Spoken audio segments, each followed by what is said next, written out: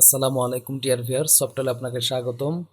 এই ভিডিওতে আমরা দেখব কিভাবে আমরা আমাদের ওয়েবসাইটে অডিও এবং ভিডিও অ্যাড করতে পারি।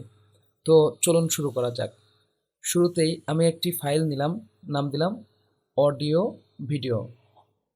প্রজেক্টে right click, new file, audio video dot HTML, control S, enter. আমরা টাইপ করলাম এইচটিএমএল, ওকে, অডিও ভিডিও অ্যাড। নিচে আমরা একটু শিরোনাম দিলাম যে অডিও হেয়ার, ওকে, কন্ট্রোল এস। ডিয়ার ভিউয়ার, শুরুতেই যে কাজটি করতে হবে সেটা হচ্ছে যে আমাদের এই অডিও ভিডিও ফোল্ডারে আমাদের অডিওগুলো রাখতে হবে। যেমন আমি এখানে একটি অডিও রাখছি nature.mp3, আমি কিছু ভিডিও রাখছি abc.mp4, video.mp4। তো এভাবে আমরা একটি ফোল্ডার করে ফোল্ডারের মধ্যে আমাদের অডিও এবং ভিডিও ফাইলগুলো এখানে রেখে দিলাম। তো এই অডিও ফাইলটাকে আমরা এখানে অ্যাড করব। তো তার জন্য আমরা যেই ট্যাগটি ইউজ করব নাম হচ্ছে অডিও ট্যাগ, অডিও, ওকে, ওপেনিং ক্লোজিং। এর ভিতরে আমরা আরও একটি ট্যাগ নিব যার ওপেনিং আছে কিন্তু ক্লোজিং নেই, নাম হচ্ছে সোর্স। এই যে সোর্স, ওকে। সোর্সের এসআরসি অ্যাট্রিবিউটের ভ্যালু হিসাবে আমরা আমাদের এই অডিও ফাইলটি দিয়ে দেব। তো আমার ফাইলটি আছে অডিও ভিডিও নামক ফোল্ডারে, তাহলে আমি ফোল্ডারের নাম লিখি অডিও ভিডিও / আমরা জানি যে এটা হচ্ছে ফোল্ডারের নাম। এরপরে আমরা আমাদের ফাইলের নাম কি nature.mp3, অর্থাৎ যে নাম আছে সেই নাম এক্সটেনশন সহ আমাদের দিয়ে দিতে হবে nature.mp3, কন্ট্রোল এস। এখানে টাইপ আসলে আমাদের লাগবে না, দিলেও হয় না দিলেও হয়, আমরা এটা ইউজ করতে চাচ্ছি না, কন্ট্রোল এস। খেয়াল করুন, আমরা যদি এখন পেজটি রান করি, ওপেন ইন ব্রাউজার, এই যে ওপেন হয়েছে, কিন্তু বিষয়টা হচ্ছে যে এখানে কিন্তু আমাদের যেটা হয়েছে খেয়াল করুন, আমাদের অডিওটা আসেনি। মূলত এই জায়গায় আমাদের আরও একটি অ্যাট্রিবিউট ইউজ হবে, যেটার ভ্যালু না দিলেও হবে, জাস্ট আমরা অ্যাট্রিবিউটের নাম হচ্ছে কন্ট্রোলস। এই অ্যাট্রিবিউট ইউজ করলেই, খেয়াল করুন, আমি যদি এখন এখানে রিলোড দেই, এই যে আমার অডিওটি চলে আসছে। আমি একটু প্লে করে দেখাচ্ছি।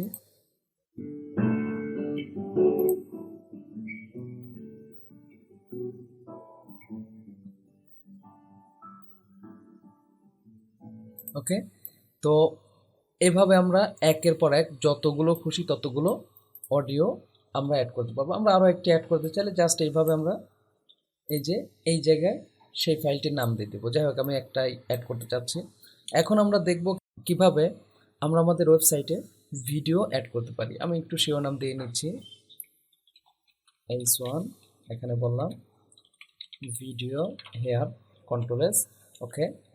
তো ভিডিও অ্যাড করার জন্য আমাদের যেই ট্যাগটি আছে সেটা হচ্ছে যে ভিডিও ট্যাগ। এগুলো মূলত HTML5 এর ট্যাগ। যাই হোক, আমরা যেহেতু লেটেস্ট ভার্সন HTML5ই করছি, আমাদের এই নিয়ে চিন্তা নেই, কারণে যে শুরুতে আমরা HTML5 অ্যাড করে দিচ্ছি, ওকে।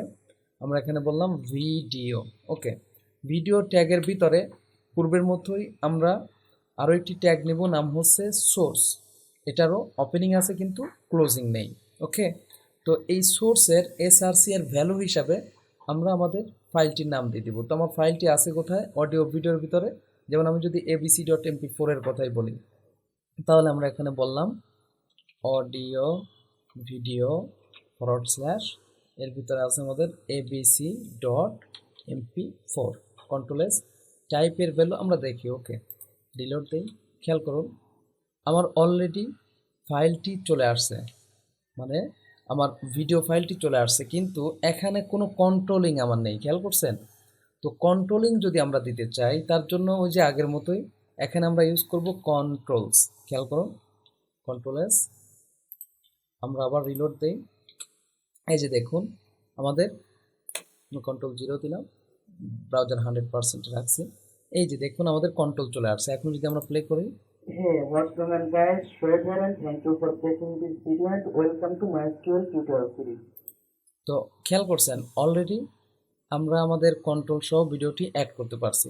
তো আমরা আরও একটি ভিডিও অ্যাড করতে চাচ্ছি, সাপোজ আমি শিরোনাম দিলাম অ্যানাদার ভিডিও।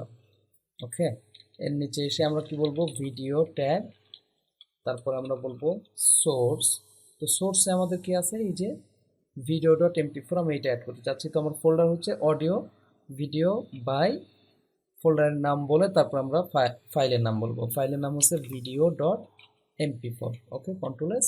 আমরা চাইলে এখানে দিতেও পারি, নাও দিতে পারি, দিলে আমরা এভাবে বলবো video by mp4। Okay, control S.